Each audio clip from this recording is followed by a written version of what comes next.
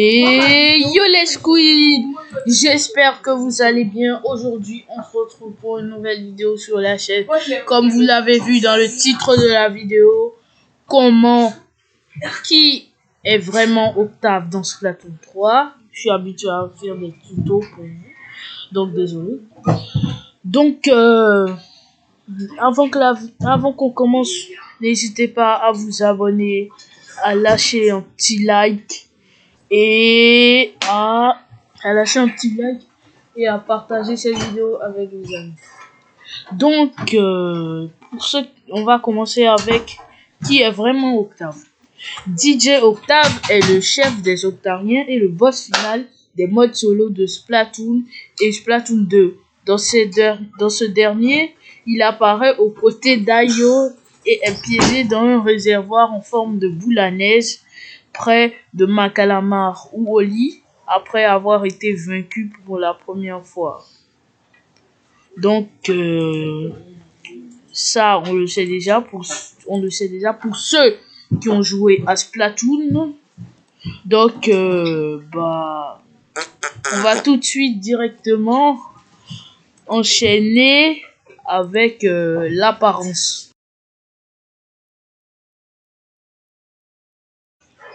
Donc comme je l'avais dit, on enchaîne avec l'apparence. Donc on peut tout de suite commencer. Contrairement à la plupart des Octariens qui semblent être des tentacules coupés de poulpe, DJ Octave est une pieuvre dans son intégralité.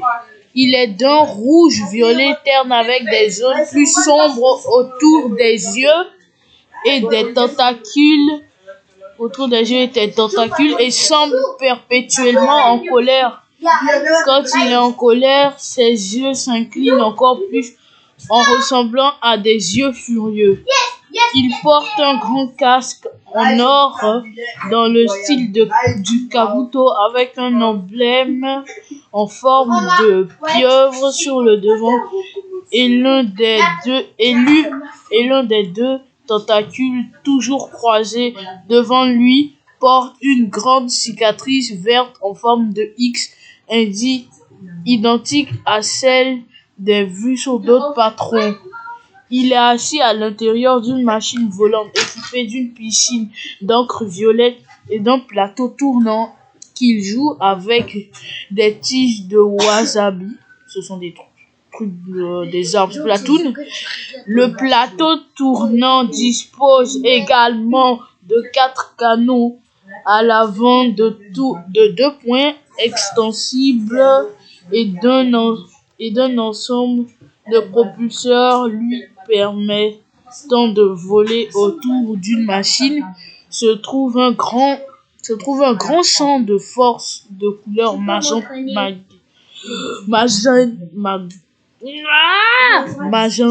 je dis magenta parce que le mot que ni l'agent 3 ni son oncle ne peuvent traverser.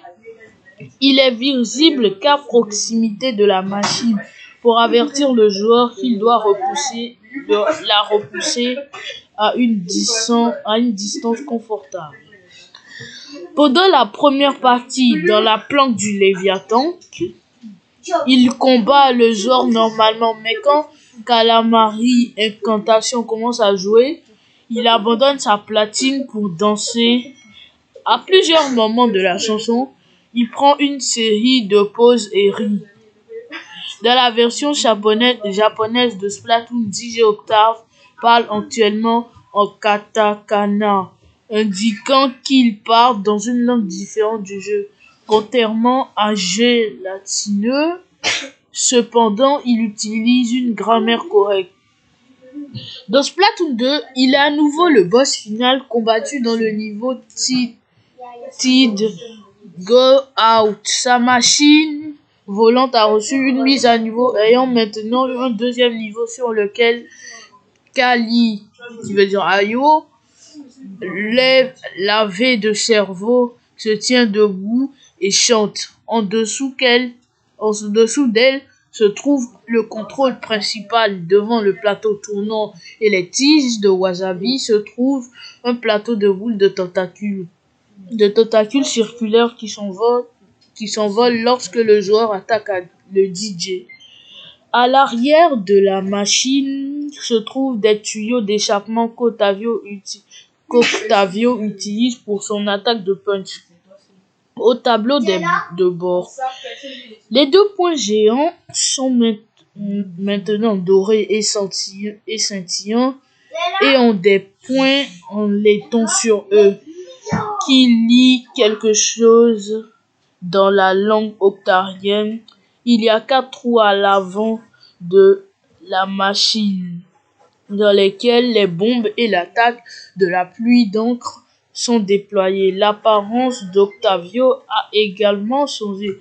Son casque Kabuto est noir avec ses accents dorés et il porte une paire de stores. Sa forme humanoïde trouvée dans un document du mode histoire. Le document, il est dans le mode histoire. Pour ceux qui ont joué à Splatoon ou Splatoon 2, vous aurez dû le voir si vous avez voulu prendre tous les documents. Moi, je l'ai fait. Porte le chapeau dans un document. On reprend dans un document. Sa forme humanoïde trouvée dans un document porte le chapeau Kabuto à côté de ce qui semble être un pantalon de survêtement décontracté et une chemise avec des manches ressemblant à celles des kimonos. Dans la Grande Guerre du Territoire, il est peut-être devenu sa forme humanoïde pour sa majorité, comme le montre une photo partagée dans la salle du théâtre de Marina.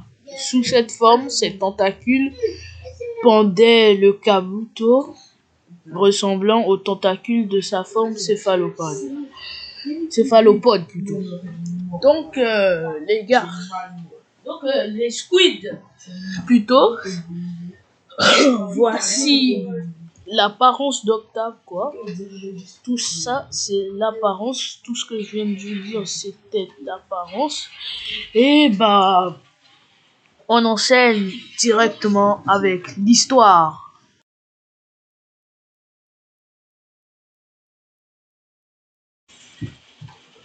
Donc, comme je l'avais dit, on enchaîne directement avec l'histoire. Avant Splatoon. Donc, on va tout de suite commencer.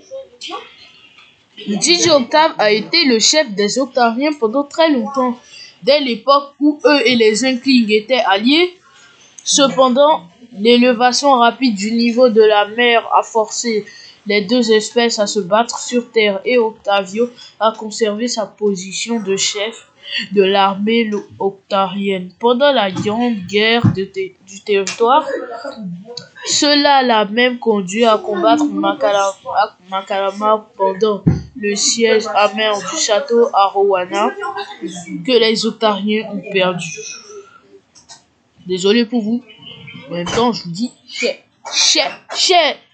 Ok, malgré quelques premières victoires, une combinaison de bonnes chances de tactique supérieure et de nombre plus élevé de membres a permis aux Inklings de remporter la victoire, forçant Octave et le reste des Octariens sous terre à entrer dans des dômes. Donc, ça c'était l'histoire avant Splatoon. On va enchaîner directement avec pendant Splatoon.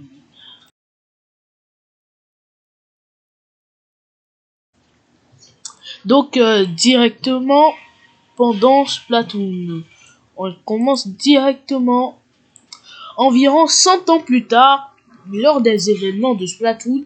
La diminution des réserves d'énergie souterraine a conduit les Octariens, toujours dirigés par Octave, à voler le grand poisson charge et une série de poissons charge réguliers que les Inklings utilisaient pour le pouvoir. Pour contrer cela, avant que le problème ne devienne trop grave, Makalama a secrètement recruté un jeune Inkling qui n'a sauvé. Numéro 3 pour rejoindre son nouvel espadon dans l'intention de récupérer le poisson charge et de vaincre à nouveau les Octariens. Cependant, après que l'agent 3 ait vécu Tentacule But, Octave a kidnappé l'amiral lui-même, forçant les petites filles de Magalama, les numéros 1 et 2, à guider l'agent 3 vers la base d'Octave. Enfin, le dernier niveau dans la plante du Léviathan, que le groupe a été réuni alors qu'Octave compactait le nouvel escadron Espadon. Au cours de la bataille, les deux agents ont relevé leur véritable identité en tant que Calamazone et ont envahi la musique d'Octave, libérant Amiral et incitant numéro 3 à le vaincre enfin, sauvant le grand poisson charge et sauvant Chromapolis en le faisant. GG. Après ce combat, Octave est emprisonné dans une boule à neige à côté de l'amiral dans l'Octave Valley. Si la bataille finale contre le boss se répète, on explique qu'Octave éclate alors que l'amiral était distrait en mangeant. Donc voilà, là on peut commencer après ça. Vous le savez sans doute, vous savez très bien ce qui suit. Ouais, très bien, vous avez trouvé. On enchaîne avec Splatoon 3.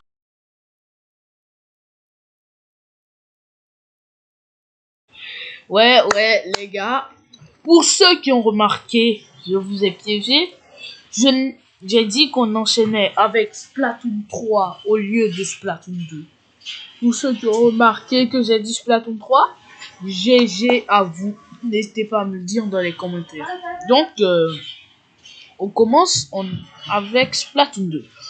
Environ 9 mois après le Splatfest, Ayo versus Oli, Makalama a déserté sa caravane dans l'Octave Valley, donnant à Octave la chance de s'échapper. Oli a été la première personne à le remarquer après la disparition de Ayo, et peu de temps après qu'Octave a volé le grand poisson charge une deuxième fois, il s'enfuit à l'Octa Canyon. En conséquence, Oli s'est posté là-bas et a recruté un nouveau jeune Inkling comme numéro 4. Et les deux ont travaillé ensemble pour sauver Ayo et le grand poisson charge. Finalement, dans le dernier Rix avec le Léviathan Kamix, Octave a été découvert après avoir lavé le cerveau d'Ayo pour qu'elle travaille pour lui. Dans la bataille qui a suivi, l'agent 4 a défendu leur attaque assez longtemps pour qu'Oli puisse tirer ses lunettes hypnotiques d'Ayo, la ramenant à son état normal. Avec l'aide de cartouches, le groupe a finalement vaincu Octave une deuxième fois, l'emprisonnant dans une nouvelle boule à neige à l'Octa Canyon. Si la bataille se répète, on explique qu'Octave a pu s'échapper grâce à Ayo qui a voulu réessayer les lunettes hypnotiques. Après avoir battu DJ Octave, donc voilà.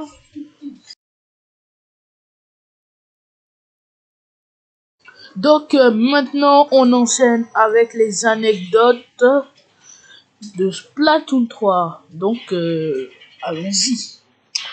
Après avoir battu DJ Octave dans Splatoon, ne terminez pas le niveau d'étranges hurlements résonnant dans le fond, sous prétendant être les horribles conditions des Octaliques dans les bas-fonds après notre victoire.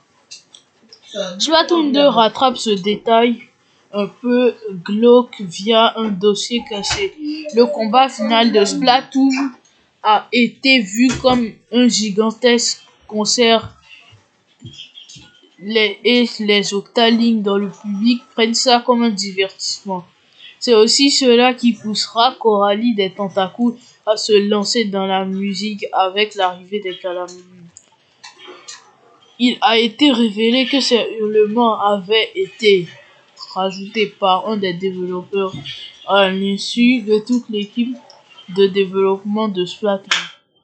Splatoon a inspiré Senran Kaguya Peach Beach Splash, mais ça n'est pas du tout le boss final. Mais le boss final est un DJ dans un vaisseau avec les mêmes jeux de lumière et des attaques similaires à DJ Octave. On aperçoit, on aperçoit dans un des parchemins de Splatoon que DJ Octave était avec l'amiral Macalamar sous sa forme humanoïde avant la grande guerre de territoire. Donc c'est tout pour cette vidéo. Si vous avez aimé la vidéo, n'hésitez pas à vous abonner, à liker, à lâcher un pouce bleu et à la partager avec vos amis. J'espère que vous aurez aimé le montage.